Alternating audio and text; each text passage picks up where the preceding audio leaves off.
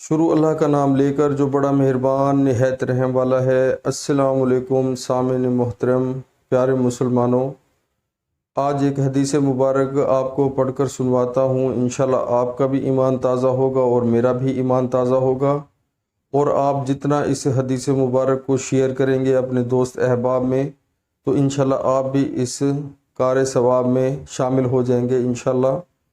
تو شروع کرتے ہیں۔ بسم اللہ الرحمن الرحیم۔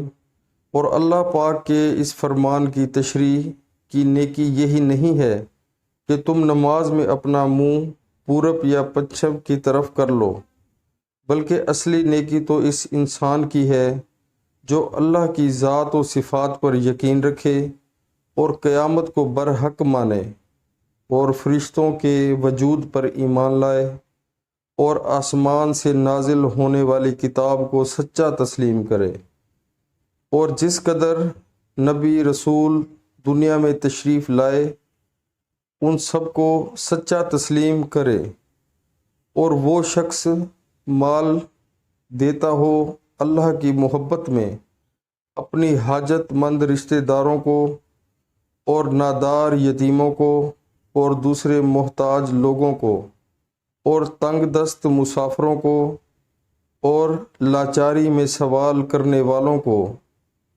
اور قیدی اور غلاموں کی گردن چھڑانے میں اور نماز کی پابندی کرتا ہو اور زکوٰۃ ادا کرتا ہو اور اپنے وعدوں کو پورا کرنے والے جب وہ کسی امر کی بابت وعدہ کریں، اور وہ لوگ جو صبر و شکر کرنے والے ہیں تنگ دستی میں اور بیماری میں اور معرکہ جہاد میں، یہی لوگ وہ ہیں جن کو سچا مومن کہا جا سکتا ہے، اور یہی لوگ در حقیقت پرہیزگار ہیں۔ یقیناً ایمان والے کامیاب ہو گئے جو اپنی نمازوں میں خشوع و خضوع کرنے والے ہیں اور جو لغو باتوں سے برکنار رہنے والے ہیں، اور وہ جو زکوٰۃ سے پاکیزگی حاصل کرنے والے ہیں اور جو اپنی شرم گاہوں کی حفاظت کرنے والے ہیں، سوائے اپنی بیویوں اور لونڈیوں سے، کیونکہ ان کے ساتھ صحبت کرنے میں ان پر کوئی الزام نہیں۔ ہاں، جو ان کے علاوہ زنا یا لواط یا مشت زنی وغیرہ سے شہوت رانی کریں، ایسے لوگ حد سے نکلنے والے ہیں۔ اور جو لوگ اپنی امانت و عہد کا خیال رکھنے والے ہیں اور جو اپنی نمازوں کی کامل طور پر حفاظت کرتے ہیں، یہی لوگ جنت الفردوس کی وراثت حاصل کر لیں گے، پھر وہ اس میں ہمیشہ رہیں گے۔ آپ صلی اللہ علیہ وآلہ وسلم نے فرمایا کہ ایمان کی 60 سے کچھ اوپر شاخیں ہیں، اور حیا شرم بھی ایمان کی ایک شاخ ہے۔ سبحان اللہ۔ پیارے مسلمانوں، اللہ تعالی ہمیں حدیث پاک سن کر اس پر عمل کرنے کی توفیق عطا فرمائے۔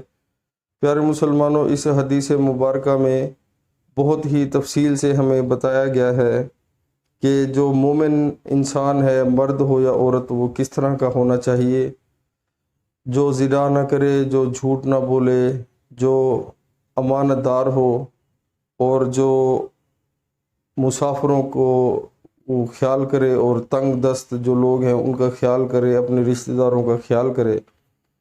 اور نبی کریم صلی اللہ علیہ وآلہ وسلم نے فرمایا کہ اس ایمان کی 60 سے اوپر شاخیں ہیں۔ تو پیارے مسلمانوں، ہمیں غور کرنا چاہیے کہ آیا کہ ہم ان سب باتوں میں سے کتنی باتوں پر اپنی زندگی میں عمل کرتے ہیں۔ ہمیں اب خود اپنا اس چیز کے بارے میں دیکھنا ہے، محاسبہ کرنا ہے کہ ہم کس طرح اپنی زندگی گزار رہے ہیں۔ تو پیارے مسلمانوں، یہ احادیث سن کر انشاءاللہ اللہ تعالی ہمیں ان سب باتوں پر عمل کرنے کی توفیق عطا فرمائے۔ تمام مسلمانوں کو اللہ تعالی ہدایت عطا فرمائے اور 5 وقت نماز باجماعت پڑھنے کی توفیق عطا فرمائے۔ انشاءاللہ سچے دل سے نیت کریں، اللہ تعالی مدد فرمائیں گے۔ آمین۔ السلام علیکم ورحمۃ اللہ وبرکاتہ۔